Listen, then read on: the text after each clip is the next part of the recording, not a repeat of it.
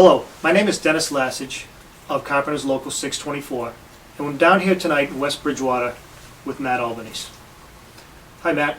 Hello, How are you Dennis. tonight? I'm doing great. How are you? I'm very well. It's great to be here as a former local official and someone who's currently a candidate for state representative for the 10th Plymouth District. I'm really excited to talk about what I think is probably the most important issue of this region, and that happens to be economic development.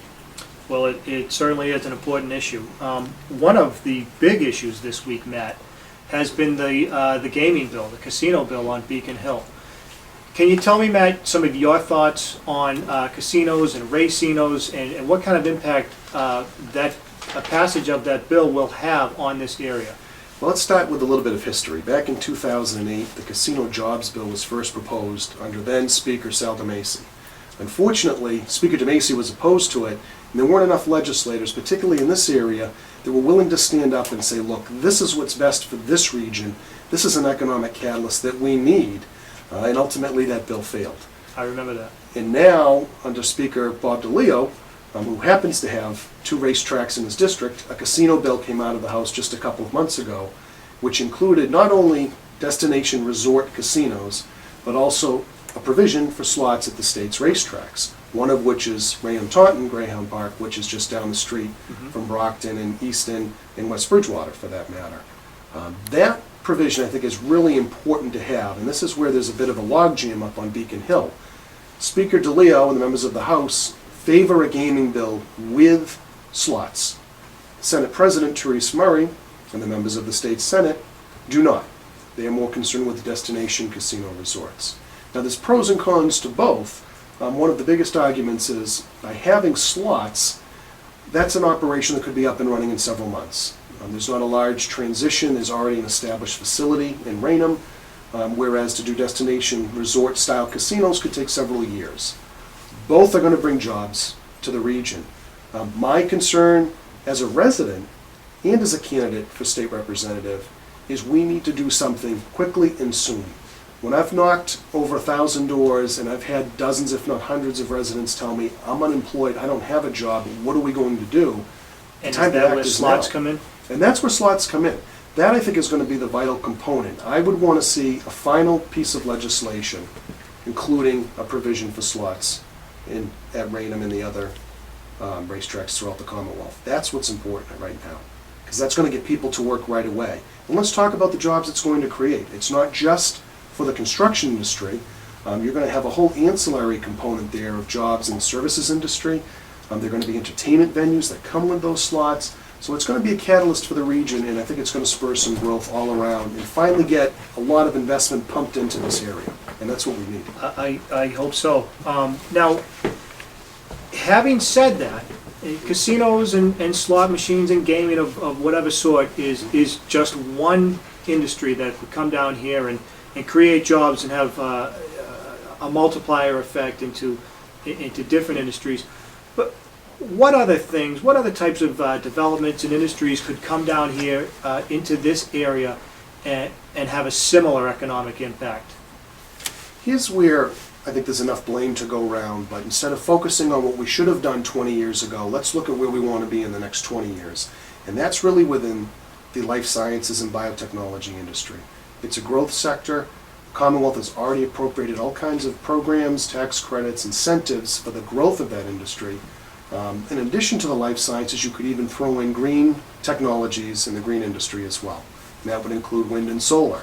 There's no reason in the world Brockton can't make a stand and say, look, we're going to go in this direction, and we want to be, instead of Shoe City, the capital of biotech in Massachusetts, or the capital of green energy in Massachusetts. But there has to be a direction, and someone has to take that initiative and say, here's the 10, 15-year plan, here's where we're going to go, and here's how we do it. And I think that takes proactive leadership, and so far we haven't seen that just yet. I think you're right. So now, what are some of the building blocks of that vision?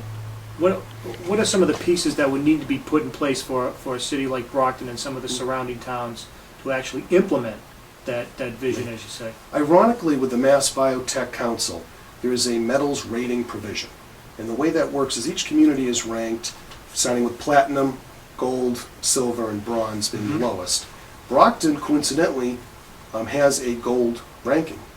That's great. which is great for the city. West Bridgewater has a bronze rating at this time, which is equally impressive for a town of this size. So I think what you need to do is get on the map, and we've got 2 communities in this district that are on the map, but more importantly, then there's got to be follow-through with the Biotech Council and a collaboration between not only private industry and local officials, but also state officials to close that loop and say, look, how can we get some of these businesses sited here in Brockton? What do we need to do? What is the final step?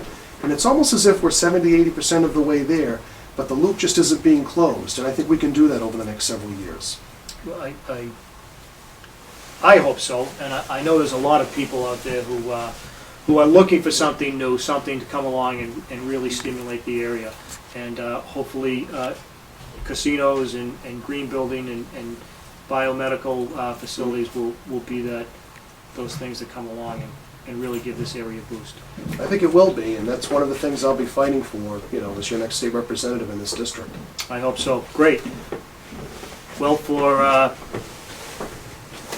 Stand Up Brockton, Matt, do you want to Sure. add a few more things before we wrap this up? Absolutely. I would just like to urge voters throughout Brockton, Easton, and West Bridgewater to come out and vote on September 14th. That's the primary election day.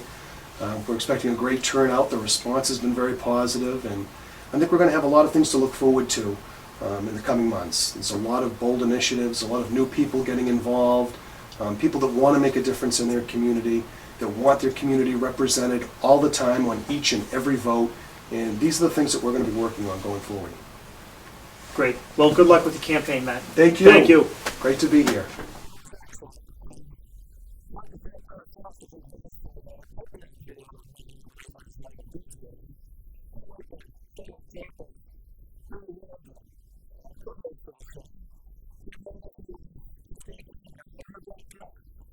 Hi, I'm Mary Waldron, and I'm one of the co-hosts of Stand Up Brockton for Economic Development. And I want to welcome everybody today in a wonderful setting. We are in the backyard of Representative Christine Canavan's 29 Mystic Ave, Yep. Mystic Street, the state representative of the 10th Plymouth District. Welcome today, and this is a great opportunity for us to have like a really casual, informal conversation about some of the priorities and some of the things related to economic development. First and foremost, and it's pending as we speak, is in terms of the slots versus casinos. That's a huge economic job generated topic. Where do you stand on that issue? I'm sorry to interrupt. I have always supported casinos and slots at the racetracks, which they nickname racinos. I have a long record, 18 years of voting for that, and helping David Flynn with his fight for it, and Jerry Creedon and Mike Brady, all of us and Tom Kennedy, we've always fought for it. Right now, it's in a conference committee, as you know. It's been the topic of all the newspapers. And there's a large difference between what the Senate President, Therese Murray, and the governor want and what the House Speaker and the House members want. I will tell you that the House really supports the slots, the tracks, the racinos, because that money is dedicated for local aid. And that would be almost immediate. And that's something that we desperately need. So I'm hoping they can resolve the differences. I'm hoping something comes out with enough of a veto margin. If we have to override any vetoes, we can. Let me tell you, we talk about it all day. Yesterday when we were in session, it's just the talk amongst all of us is what's going to happen, how are you going to vote if it only comes out with casinos, because they think they're going to lose some of the votes in the House if it only comes out with casinos. So it's not, but I'll be voting for it.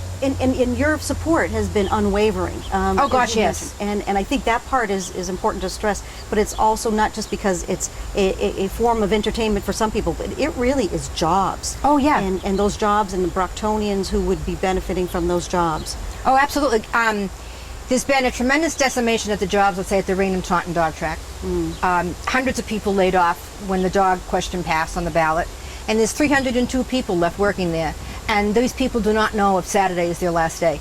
I mean, I don't know. It's just got to be